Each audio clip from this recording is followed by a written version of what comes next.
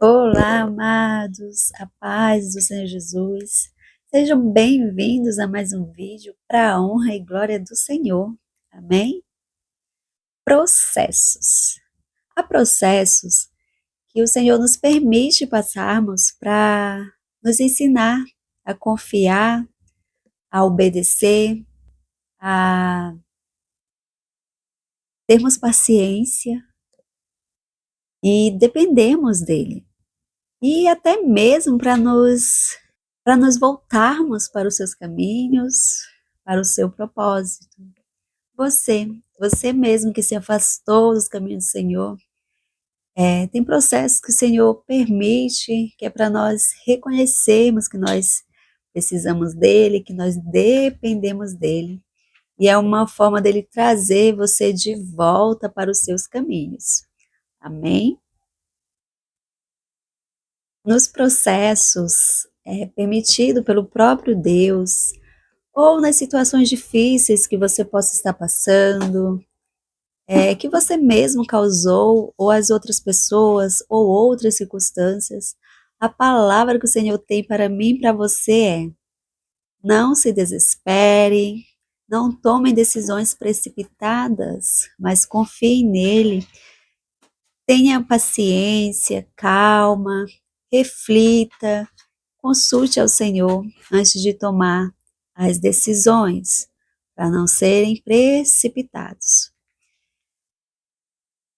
Quando nós não passamos pelo processo do Senhor, é muito mais fácil nós desistirmos, nós responder às situações da vida com a nossa força, com os nossos achismos, mas quando nós passamos pelos processos do Senhor, nós nos tornamos mais firmes, mais confiantes, mais dependentes dele.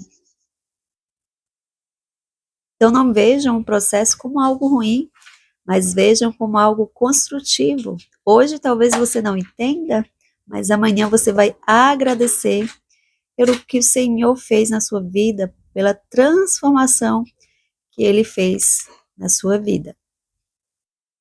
Aqui eu vou falar do rei Saul, que ele não passou, por esse processo de espera, por esse processo de capacitação, e como ele teve atitudes precipitadas, como ele confiou naquilo que ele estava vendo e não em Deus. E vou falar do rei Davi, que passou por esse processo de espera, processo de capacitação do Senhor. E eu vou ler aqui a palavra que se encontra em 1 Samuel, no versículo 8, eu vou ler até o versículo 10. Diz assim a palavra do Senhor: E esperou 7 dias, até ao tempo que Samuel determinara. Não vindo, porém, Samuel a Gilgal, o povo se espalhava dele. Então disse Saul: Trazei-me aqui um holocausto e ofertas pacíficas. E ofereceu o holocausto. E sucedeu que, acabando ele de oferecer o holocausto, eis que Samuel chegou. E Saul lhe saiu ao encontro para o saudar. Só para a gente entender, Saul foi o primeiro rei de Israel. Samuel foi profeta, sacerdote e o último juiz de Israel. Por que o último juiz? Porque antes de ter o rei, as causas do povo eram julgadas por juízes, os conflitos julgados por juízes. E o povo, eles começaram a pedir um rei para Samuel. E Samuel achou aquilo mal aos seus olhos, Mas ele foi a Deus, ele foi e orou a Deus. E o Senhor respondeu. O Senhor disse assim: escuta o povo, porque eles não têm rejeitado a ti, mas antes a mim, para reinar sobre eles. Porque quem é o rei de Israel? É Deus. Deus tirou aquele povo do Egito, Deus livrou ele das mãos dos egípcios e de todos os reinos que os oprimiam. Mas mesmo assim o povo queria um rei humano, físico. Então Deus escolheu Saul. Então Deus mandou Samuel ungir Saul. Samuel ungiu Saul, passou ali algumas normas para ele. E aqui na palavra, no capítulo 11, vai falar que Saul teve uma vitória sobre os amonitas. E aqui no 13, ele iria guerrear contra os filisteus. E deveria esperar Samuel por 7 dias para poder oferecer o holocausto ao Senhor. E o holocausto, ele só deveria ser feito por sacerdotes. Saul não tinha autoridade sacerdotal para oferecer o holocausto. E o holocausto era uma forma de expiação do pecado do povo e para pedir a intervenção de Deus sobre a guerra. E aqui vai dizer que o exército dos filisteus era enorme. Aqui fala no versículo 5, 30.000 carros e 6.000 cavaleiros, e o povo em multidão como a areia que estava à borda do mar. Era muito grande o exército dos filisteus. E isso causou medo, pavor aos homens de Israel. Então eles começaram a fugir, alguns fugiram, outros começaram a se esconder em cavernas, em buracos, em moitas, aonde podiam. E então Saul se desesperou, Saul, movido pelo medo, vendo ali o povo fugindo e nada de Samuel chegar, então ele tomou a atitude precipitada, que foi oferecer o holocausto, um ato de desobediência e falta de confiança em Deus. E aqui fala que acabando ele de oferecer o holocausto, eis que Samuel chegou. Se ele tivesse esperado mais um pouquinho, então às vezes a gente está perto da resposta, e nós desistimos, nós tomamos um outro rumo. E essa atitude precipitada de Saul teve consequências? Teve. Aqui no versículo 13, Samuel fala para ele: obraste nasciamente e não guardaste o mandamento que o Senhor teu Deus te ordenou. Porque agora o Senhor teria confirmado o teu reino sobre Israel para sempre. Então, eu creio muito que aqui foi uma oportunidade que Deus estava dando para ensinar Saul. Para ensinar ele a esperar, a ter paciência e a confiar e a depender de Deus. Mas Saul precipitou, Saul confiou naquilo que os seus olhos estavam vendo. Então aqui é para a gente ver que todos nós somos falhos, todos nós temos atitudes precipitadas se não consultarmos a Deus, se deixarmos o nosso eu falar mais alto. Todos nós somos como Saul, se deixarmos o nosso eu falar mais alto. Talvez lá atrás, quando eu descobri a gravidez, como eu já comentei aqui em um vídeo anterior, que foi um momento de desespero, que eu não sabia o que fazer. Se eu não tivesse me apegado a Deus, talvez eu teria tomado a decisão mais precipitada da minha vida. Por quê? Porque nós somos falhos, nós às vezes confiamos no nosso cenário, e o que a gente tem que fazer é colocar Deus na frente, é confiar em Deus, é buscar em Deus. Deus nunca vai querer que nós façamos aquilo que é contra a sua palavra.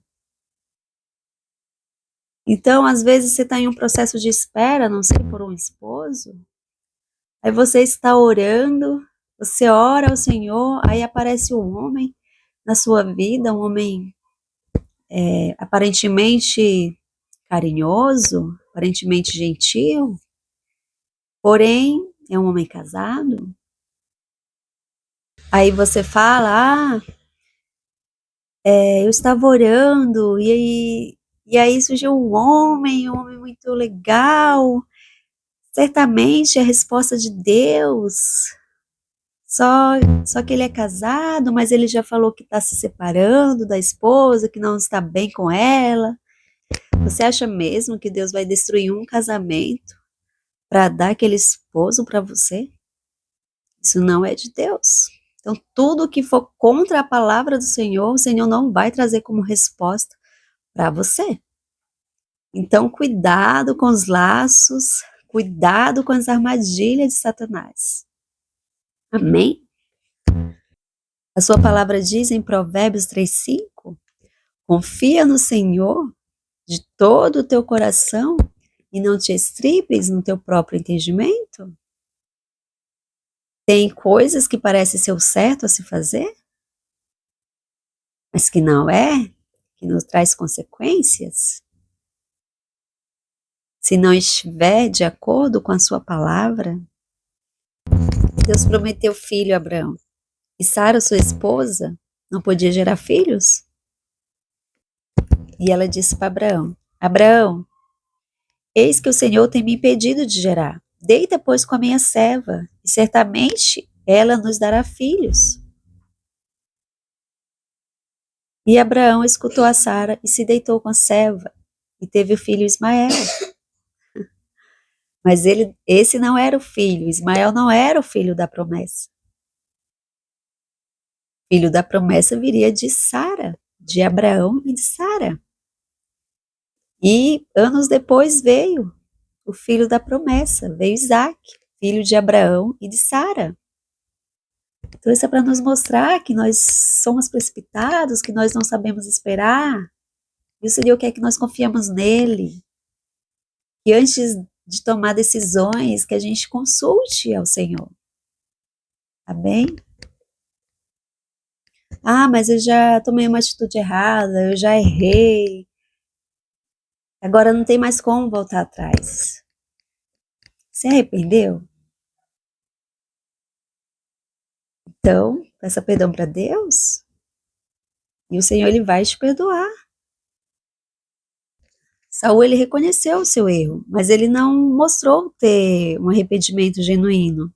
Pois se a gente for ler, a gente vai ver que ele continuou, né, tendo atitudes de desobediência a Deus, escutando mais o povo do que a voz de Deus.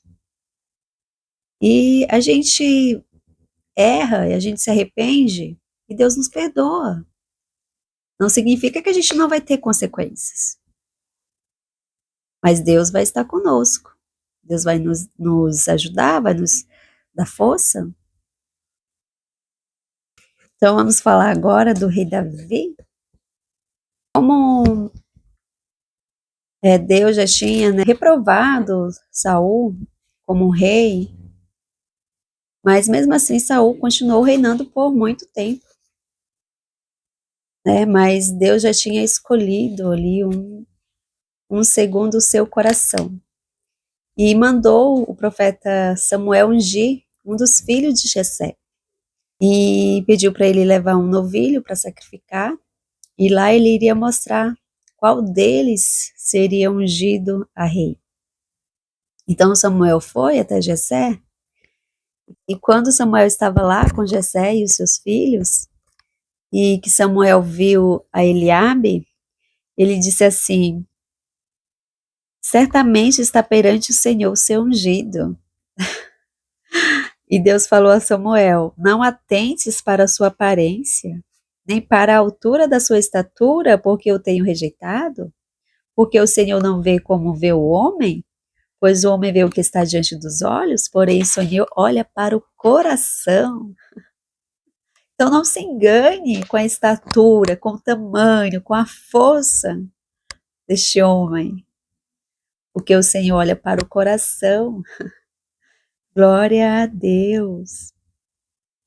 E então foi apresentado ali todos os filhos de Jessé, ali no momento tinham 7, e nenhum deles era o escolhido. Samuel diz para Jessé, nenhum destes é o escolhido do Senhor. Por acaso são só estes os teus filhos?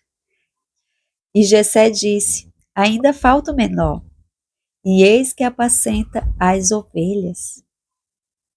Disse, pois, Samuel, Envia e manda-o chamar, porquanto não nos assentaremos em roda da mesa até que ele venha aqui.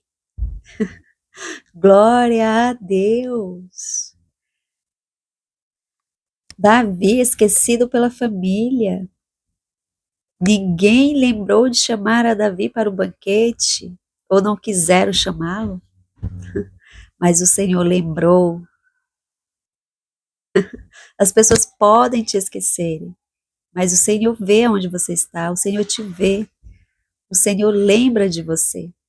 Amém? Então, quando Davi chegou, o Senhor falou para Samuel: levanta-te e unge-o, porque este mesmo é. Glória a Deus! Davi era novinho ainda, mas o Senhor já estava ali ungindo ele como rei. E Davi continuou ainda sendo pastor de ovelhas. Ele foi ungido a rei, mas a sua vida continuava a mesma. Processo. Processo. Como assim? Eu fui ungido a rei, mas a minha vida ainda está assim. Ainda estou pastoreando ovelhas. Mas Davi não se apegou nisso. Ele continuou pastoreando ovelhas, e a palavra fala que ele enfrentou o leão, que ele enfrentou ursos para proteger as ovelhas. Já um treinamento. E também vai falar que ele serviu a Saul tocando harpa, quando o espírito maligno se apossava de Saul. Ali aprendendo a ser um servo fiel. Imagina, você sabe que você vai ser o rei de Israel e você está lá servindo o rei. Submissão. Lealdade. Glória a Deus. E Davi ganhou notoriedade quando ele enfrentou o gigante Golias. Ali ele já tinha passado ali por processo, já tinha enfrentado o leão, já tinha enfrentado o urso. E agora teve a oportunidade de enfrentar Golias. Aqui a palavra vai falar que de novo Israel iria pelejar contra os filisteus, só que dessa vez tinha um gigante. E esse gigante todo dia se apresentava ao exército de Israel e falava para escolher um homem para pelejar com ele, só que ninguém queria. Saul não quis, o exército de Saul estava fugindo, não queria, e foi assim por 40 dias. Mas um dia, Davi chegou e viu aquela confusão, as pessoas comentando, e Davi procurou entender o que estava acontecendo. E quando ele entendeu, ele falou: quem é este circunciso filisteu para afrontar o exército do Deus vivo? Oh, glória a Deus! Aleluia! Aleluia! Confiança em Deus. Aleluia! Glória a Deus! Aleluia! Então o povo falou para Saul as palavras de Davi.